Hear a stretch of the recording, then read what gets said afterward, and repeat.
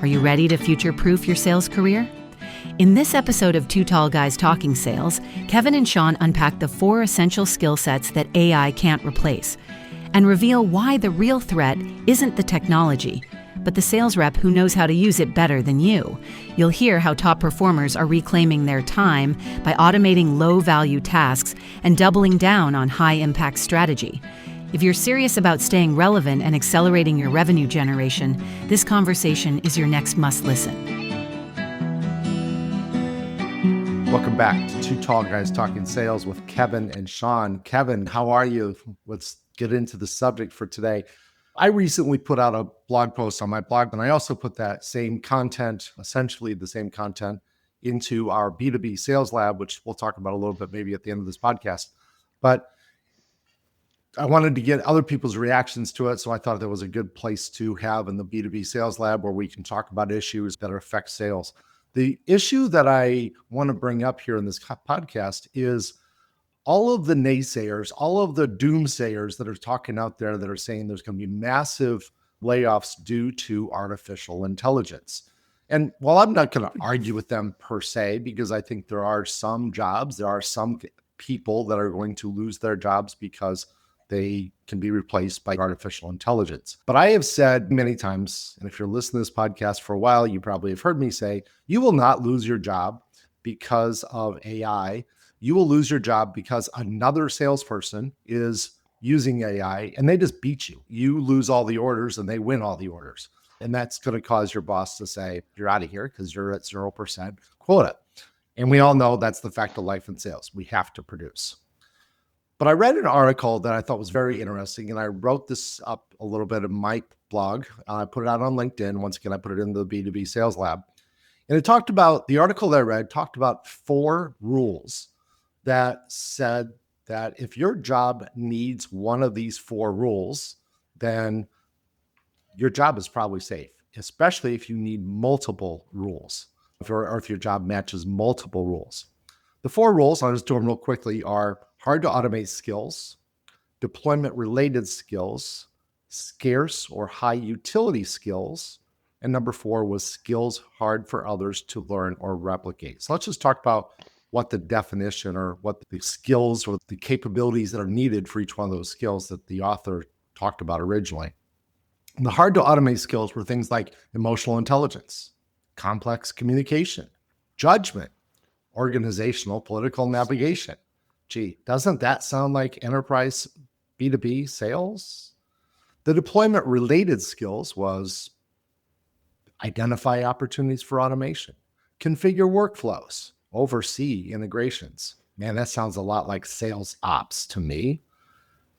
The scarce and high utility skills were described as leadership, strategy, planning, and team building. Wow, that sounds like sales management. And it even sounds like being the quarterback of a team, a sales team, going after an opportunity. So an account manager with multiple players on his team that are going to help him or her go after a deal. And then the 4th one, skills that are hard for others to learn, entrepreneurship. Now, most sales managers say, we want you to run your own business. Persuasion, that sounds like sales to me. Storytelling. Once again, that sounds a lot like sales. And deep consultation experience and subtlety. All of those things sound like sales to me. So if you are in sales and you're good, let's put it that way, because if you're not good at your job, then you're going to struggle. But if you are good, then you probably are not going to replace it with AI. However, I'm going to go back to my first comment. If you're not using AI as a performance improvement tool, then you probably will be replaced by that salesperson who is more effective, more performant than you are because they are using AI. Kevin, I just talked a lot. I gave a whole rambling pitch there. So help me out. What do you think about this? What are your thoughts? You and I have talked about this a little bit before the podcast started, but what do you think about this so far? I think a couple of things. And the first thing I think about is, do you remember when the internet came around? For all of you who say yes, who are thinking, okay, What does that really mean, Kevin? Think about the time before the internet and the moment you realized you could do research exceptionally fast. You became more valuable to the prospects, customers, and to your organization. You had another tool. AI is another tool, like email is a tool versus faxes and phones. When we start to think about what is AI and how's it going to affect our job, we should think about how it's going to impact our workflows. Will we need 3, 4, 5 SDRs setting appointments for us as enterprise sales leaders? No, we shouldn't. When CRMs became widely available and adopted, did we need to have 8-hour monthly, quarterly sales deal reviews where we all sat in a room together? No, because the data became universally available. We could make decisions faster.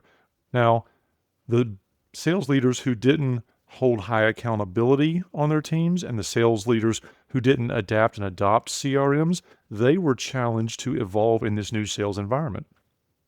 When the internet came around and it became a widely used tool for not only presenting us and our businesses with relevant sales and customer facing value about how we provide value to market, create value, people who lagged behind struggled to grow their business forward. AI is no different. We've got these 4 irrefutable laws that Sean's talking about here that really are about how we use tools and technology.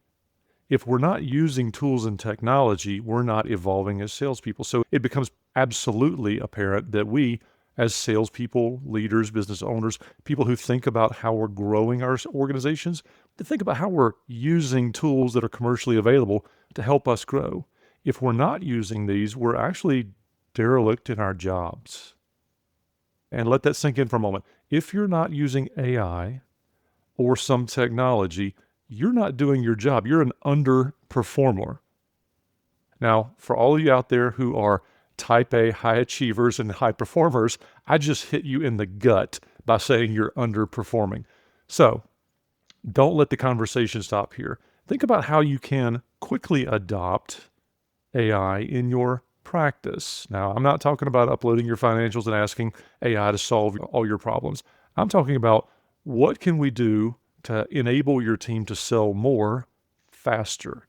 What are you doing with AI to enrich prospect data so that you can make decisions more clearly based on your lexicon of experience, your gut feel, head knowledge, and background and experience?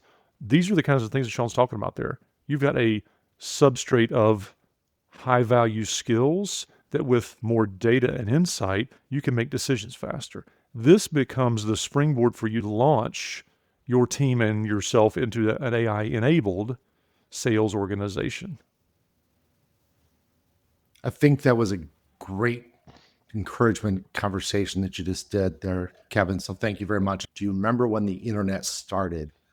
I'll even go back farther. Do you remember when we didn't have computers on our desks? Do you remember when we actually did all the work and there weren't any computers around? Our computers were stuck way in the back office and nobody except for accounting had access to that stuff. So my father, I don't talk about my father a lot on this podcast, but my father spent most of his adult life in sales. He sold heavy equipment in the construction industry. So think bulldozers, backhoes, scrapers, all that stuff that you see when you're seeing a road being built and you're caught up in traffic and you can't get through the traffic because they're cut it down to 3 lanes instead of 5. And you look over, you see all that yellow and green machinery that's just screwing up everything and beating up the ground. That's what my dad sold. And he sold for a distributor, so he sold a lot of different brands, a lot of different things. When he was doing his work, he had a secretary that he shared with 1 or 2 other salespeople. I'm not really sure. I was young, so I don't remember specifically, but 1 or 2 other salespeople, and she would type up his notes. So he would write his notes out on a notebook. He would hand those notes to her at the end of the day or the first thing the next morning when he got to the office. She would type those up. She would also call all of his customers to make the appointments. He said, I want to talk to Jay or Roger or Steve. Many times, though, she didn't have to do that because he could just show up at their office or at their work site and they would just see him, because making an appointment and scheduling an appointment on a calendar and synchronizing that calendar and putting it on both people's calendars That didn't happen that often. When he wanted to communicate to the other offices, she typed out on this really amazing machine. This is before fax machines. And she would telex the message to the other offices if she was looking for inventory for maybe somebody wanted a used piece of equipment. My point is, sales worked back then. Did it work good? Did it work as fast as what we do? No.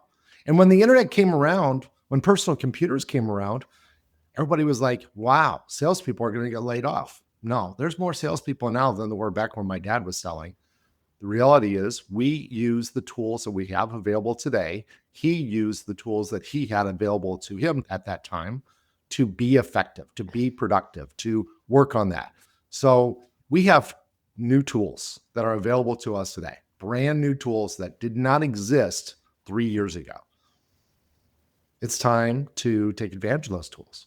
I want to challenge everybody to think about what tool can I use today? And because you have to start using something. So go to ChatGPT, create a free account there, and start asking questions about your customers. Start asking questions about your industry. Start asking questions about your customers' industry. And you'll get a little bit smarter. You'll get some insight. Start thinking about how I can use that tool to develop a better presentation, because now I have more information about the customer. Now I have more information about the industry or about my competitors. Start doing a SWOT analysis of your competitors just by saying, hey, ChatGPT, here's some information about my competitor. Do a SWOT analysis on this company. It might ask you for more information. Start paying attention to how you can improve your work, your workflows, your mundane tasks, and start using ChatGPT or some other tool, Perplexity. I don't care what tool, Gemini. I really don't care. Just go use one of them. And on that note, let's think about the 4 laws you mentioned earlier, the 4 things that are going to keep salespeople relevant. Hard to automate skills.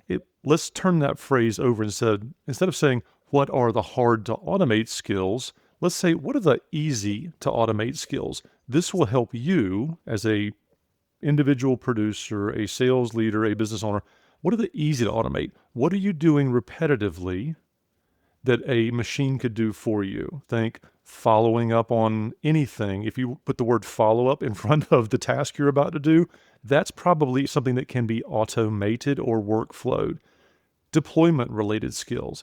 If the thing that's hard to automate is figuring out what to deploy, when, and in what order, think about what's easy. Let's think about, okay, how many status meetings am I attending that are, hey, what's the update on, and insert your agenda and format to a meeting. Those are the easy to automate things. Send the updates. When XYZ happens in a project and you check a box on your project plan, it sends out the status update for you.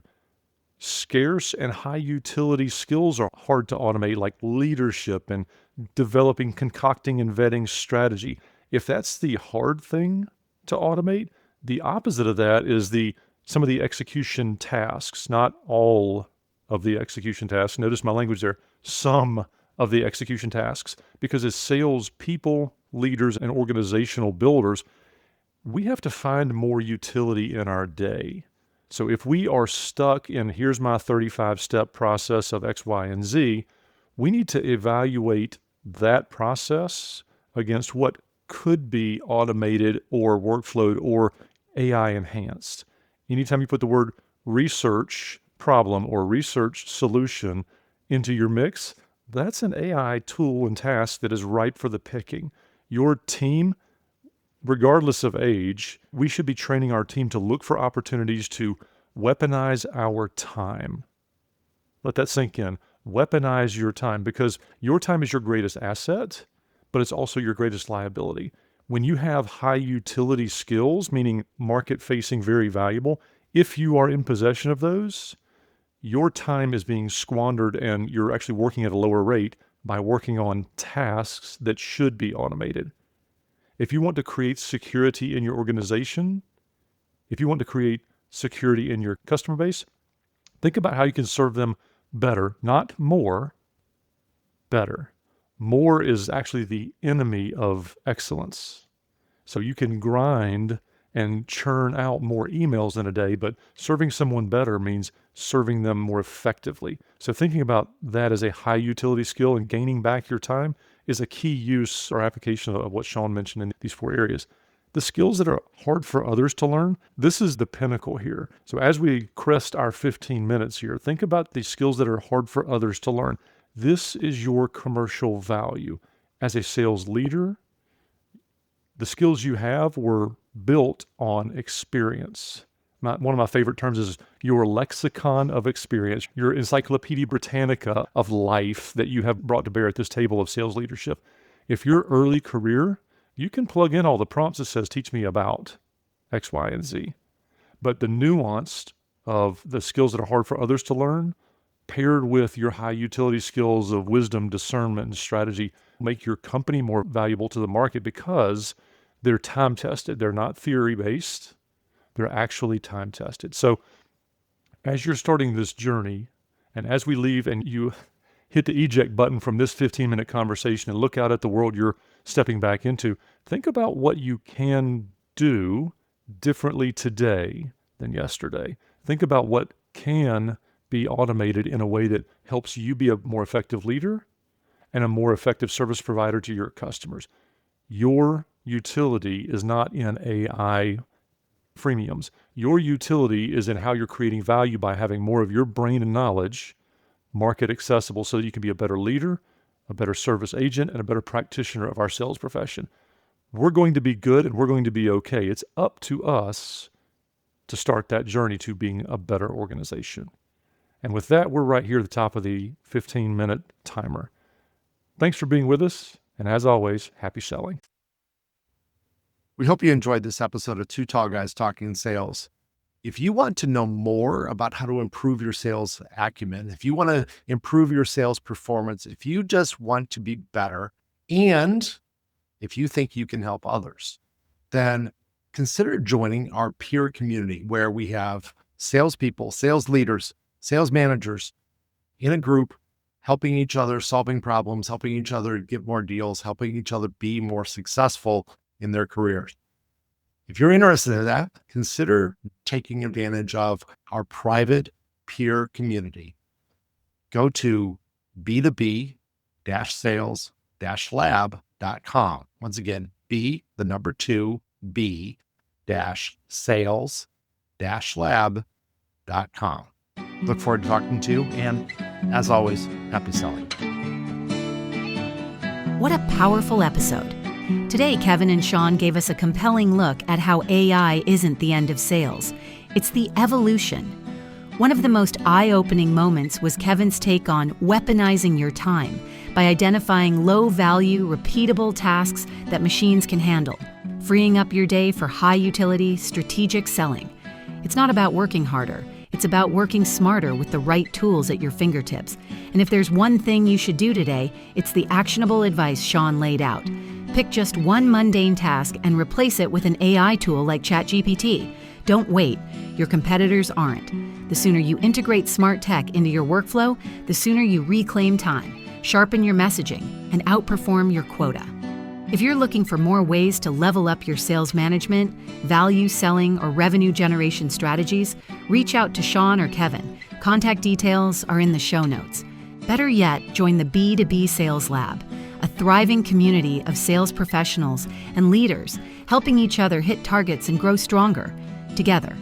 Whether you're stuck on strategy or just need fresh ideas, the lab has your back and the link is in the show notes. Don't miss what's coming next. Make sure you're subscribed to Two Tall Guys Talking Sales on your favorite podcast platform so you never miss an episode. We'll be back next week with more insights, ideas, and strategies that drive sales success. Happy selling!